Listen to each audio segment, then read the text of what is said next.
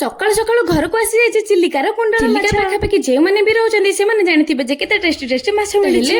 ଜୟ ଜଗନ୍ନାଥ। ଦେଖନ୍ତୁ ଯେ ସକାଳୁ ସକାଳୁ ବର୍ଷା ପୁରା ଛେଚିକି ପଡୁଛି। ବର୍ଷାରେ ଥଣ୍ଡା ଥଣ୍ଡା ପାଖକୁ ଇଆଡେ ଗରମ ଗରମ ମାଛ ଭଜା। ଆଜି ଆମର ଟିକେ ପଖାଳ ଖାଇବାର ପ୍ଲାନିଂ ଅଛି, ଆଉ ତା ପାଇଁ ସବୁ ପ୍ରିପାରେସନ ଚାଲିଛି। ଆଉ ଏଠି ମୁଁ ଟିକେ ଭେଣ୍ଡି, କଞ୍ଚା ଲଙ୍କା ଆଉ ରସୁଣକୁ ଟିକେ ଫ୍ରାଏ କରି ନେଉଛି, କାରଣ ମାଛ ଭଜା ସହ ଭେଣ୍ଡି ରସୁଣର ଟିକେ ଚକଟା ଚକଟିଟା ହେଲେ ଖାଇବାଟା ତ ପୁରା ଜମିଯିବ। ଆଉ ଏପଟେ ମୁଁ ଟିକେ ଅଣ୍ଡା ତଟକା ବନେଇ ନେଉଛି। ଶନିବାର ଆମିଷ ଖାଉଛି ବୋଲି କେହି ବି ଭାବିବେନି, କାରଣ ଏଇଟା ଗତକାଲିର ଭିଡିଓ। ଆଜି ଏହା କହିବାର ରିଜନ ହଉଛି ଯେ ପ୍ରିଭିୟସ ଭିଡିଓରେ ମତେ ଜଣେ ଭଉଣୀ କହିଥିଲେ ତମେ ଜଣେ ସୁଗୃହିଣୀ ହେଇକି ଗୁରୁବାର କେମିତି ଆମିଷ ଖାଉଛ। ତ ଆପଣ ମାନେ ଏଇଟା ନିଶ୍ଚୟ ଜାଣିଥିବେ ଯେ ମୋର ଡେଲି ସକାଳ 9ଟାରେ ହିଁ ଭିଡିଓ ଆସୁଛି। ତ ମୁଁ ଆଜିର ଭିଡିଓ ହିଁ ଆଜି ୟୁଟ୍ୟୁବରେ କେମିତି ଅପଲୋଡ କରିବି ଟିକେ ଆଜି ଏଇଟା କହିଲି ବୋଲି କେହି ବି ଜମା ରାଗିବେନି। ଆପଣ ମାନଙ୍କୁ ଟିକେ ଖାଲି ମୋର କ୍ଲିୟର କରିଦେବାର ଥିଲା। ଆପଣ ମାନଙ୍କ ସହିତ କଥା ହେଇ ଦେଖନ୍ତୁ ମୋର ରୋଷେଇ ସରି ଯାଇଛି, ଆଉ ସମସ୍ତଙ୍କ ପାଇଁ ଗୋଟେ ଗୋଟେ କରି ବାଢି ଦେଇଛି। ଲଞ୍ଚ ପାଇଁ ଆଜି ଆମର ପ୍ରିପାରେସନ ହେଇଥିଲା ଭାତ, ଅଣ୍ଡା ତଡକା, ଭଜା, ଶାଗ ଭଜା ଆଉ ଭେଣ୍ଡି ରସୁଣ। ଆଜିର ଭିଡିଓ ତ ଏତିକି, ଦେଖା ହବ ନେକ୍ସଟ ବ୍ଲଗ ରେ। ସେ ପର୍ଯ୍ୟନ୍ତ ରହିଲି ନମସ୍କାର, ଜୟ ଜଗନ୍ନାଥ। ସବସ୍କ୍ରାଇବ ନିଶ୍ଚୟ।